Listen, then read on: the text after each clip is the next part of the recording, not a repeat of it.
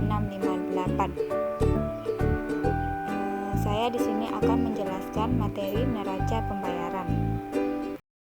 Ekonomi domestik berusaha bergeliat mengejar pertumbuhan yang lebih tinggi. Pembangunan di segala bidang digenjot, tidak hanya proyek pemerintah, tapi juga aktivitas bisnis swasta.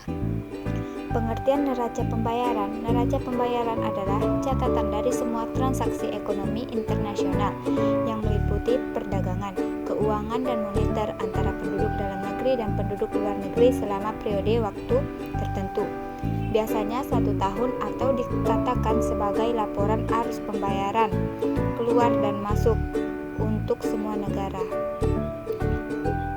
Neraca pembayaran atau of payment manual adalah suatu catatan yang disusun secara sistematis tentang seluruh transaksi ekonomi yang meliputi perdagangan, barang atau jasa, transfer keuangan, dan moneter antara penduduk suatu negara dengan penduduk negara lain untuk suatu periode yang tertentu. Tujuan neraca pembayaran ada 4. Yang pertama, sebagai bahan pertimbangan bagi pemerintah untuk mengambil langkah-langkah di bidang ekonomi. Yang kedua, sebagai bahan pertimbangan bagi pemerintah untuk mengambil kebijakan di bidang moneter dan fiskal. Yang ketiga, sebagai bahan pertimbangan bagi pemerintah untuk mengetahui pengaruh hubungan ekonomi internasional terhadap pendapatan nasional. Keempat, sebagai bahan pertimbangan bagi pemerintah untuk mengambil kebijakan di bidang politik perdagangan internasional.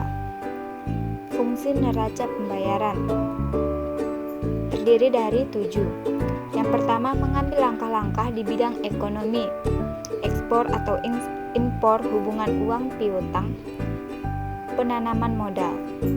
Kedua, mengambil kebijakan di bidang moneter dan fiskal. Yang ketiga, mengetahui pengaruh hubungan ekonomi internasional terhadap pendapatan nasional. Keempat, mengambil kebijakan di bidang politik perdagangan internasional. Yang kelima, mendapat gambaran tentang pengaruh transaksi luar negeri terhadap pendapatan nasional. Keenam, sebagai suatu alat pembukuan dan alat pembayaran luar negeri. Ketujuh, sebagai suatu alat untuk mengukur keadaan perekonomian dalam hubungan internasional dari suatu negara. Sistem pencatatan neraca pembayaran memiliki 2 poin, transaksi debit dan transaksi kredit. Transaksi debit.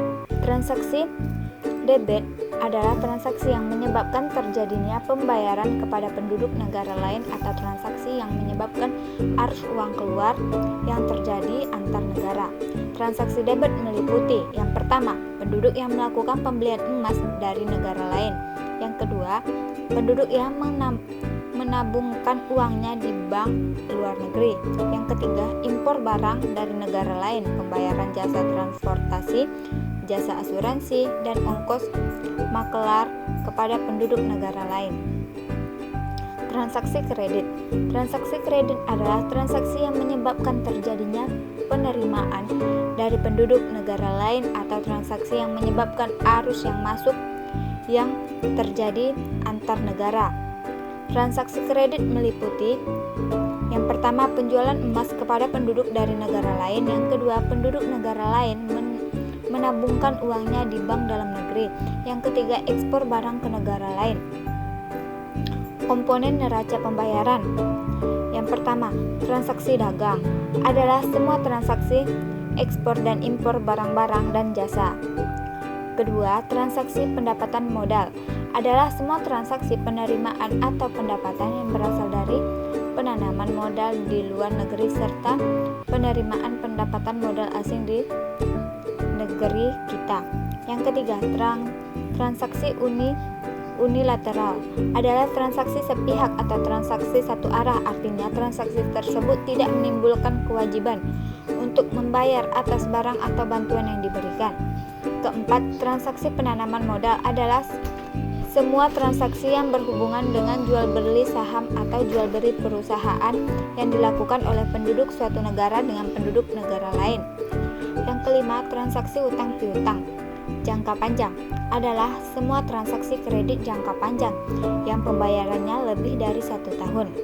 keenam, transaksi utang piutang jangka pendek adalah semua transaksi utang piutang yang jatuh temponya tidak lebih dari 1 tahun. Transaksi ini umumnya terdiri atas transaksi penarikan dan pembayaran surat-surat wesel.